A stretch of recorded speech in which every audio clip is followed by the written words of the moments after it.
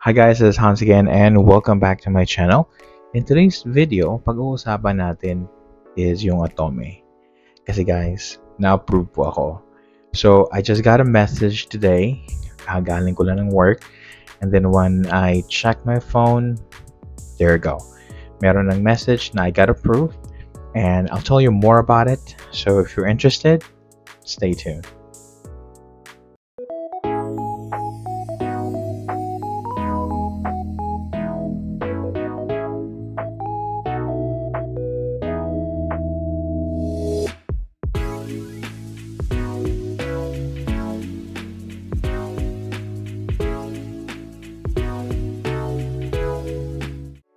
So yun guys, so I applied for Atome on December the 10th. That was a Tuesday.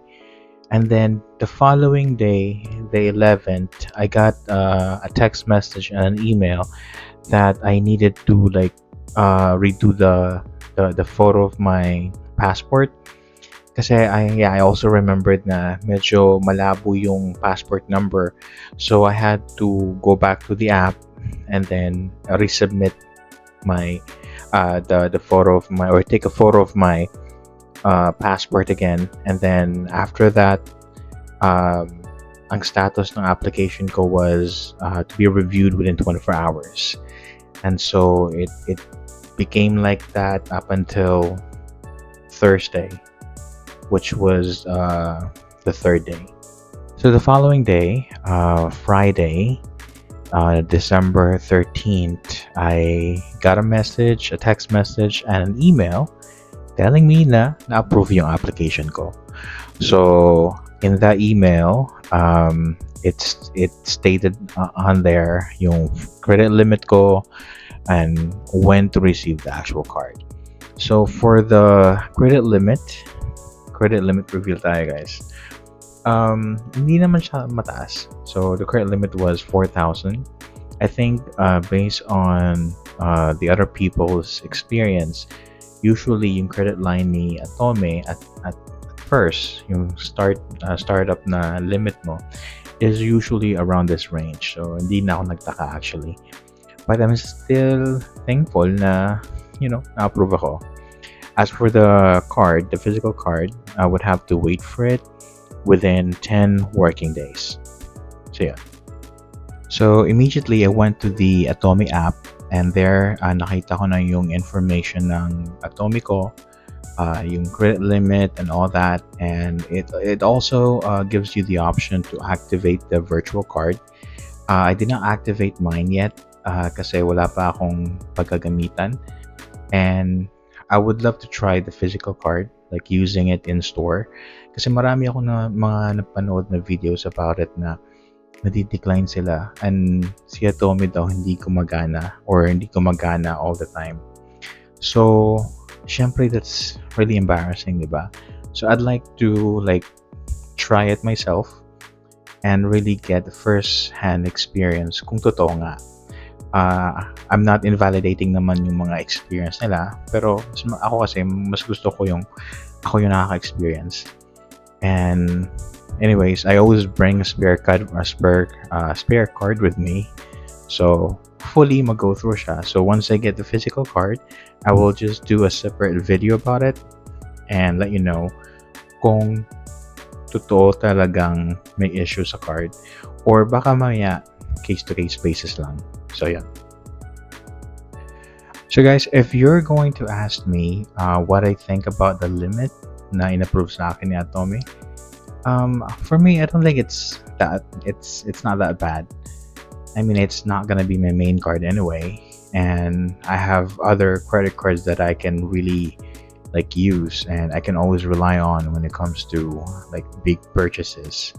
So siguro I'll make this as the backup card. Yung mga last resort na option, pinaka-last na talaga, siguro itong gagamitin ko. But then again, this card works just like a credit card, so I'm really hoping that once I get the physical card, magagamit ko siya without any issues whatsoever, and sana hindi ma-decline, kasi yun yung masyadong OA naman pag pinaka, but it's really embarrassing, especially kung nakapila ka na sa grocery maybe and then na-decline. So ako naman, may gano'n naman akong laging mentality. So I always bring a spare card with me just in case yung pinaka main card na gagamitin ko on that particular purchase won't work. At least may card na akong may spare card akong pwedeng gamitin, by the way. Kasi guys, mahirap yung ma-decline. Baka isipin ng cashier na credit card pa to, wala namang laman, or baka isipin lang ganun. So might as well always bring a spare card with you. Kasi parang I saw a video of a video about someone using it sa Watsons, I guess. Na-decline siya, and I think that day yun lang dala niyang card. So pinavoid niya lahat ng purchases niya. So ayoko mangyari sa akin yun. So make sure na ayoko ring mangyari sa inyo yun, guys. So when you use a credit card, as much as possible, bring cash with you.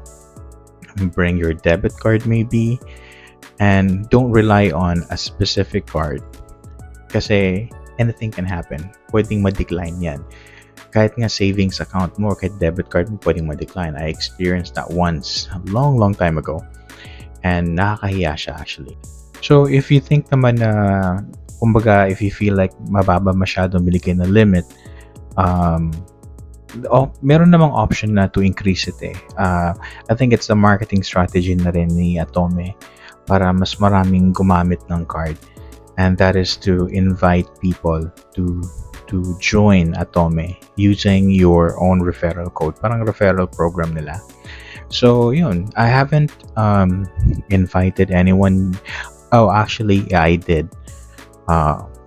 Yung ka-office mate ko, I invited him kasi wala pa siyang credit card at all. And so I thought maybe he can try Atome kasi nadidecline siya sa mga credit card application niya.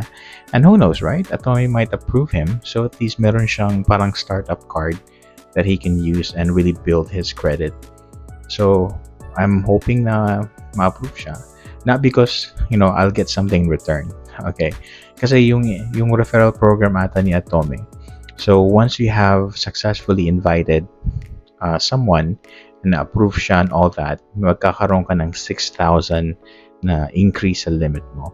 So hindi naman yun yung after ko. Just to be, just to put that context na it's not my real agenda. Like I said, I have other cards naman that I can use. So, yun. So, I'm hoping ma-approve din kayo guys ng Atome na card. And I'm hoping that you guys will also share your experience kay Atome.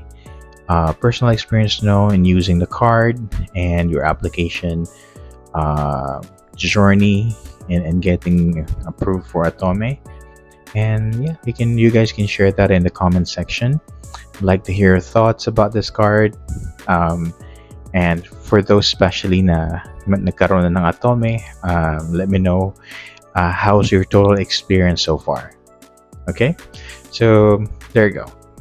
So guys, if you find this video interesting, please don't forget to like, share, and subscribe to my channel, and hit that bell notification icon para updated kayo sa lahat ng bago kong uploaded na videos.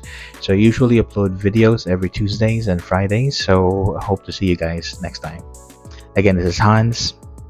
See ya.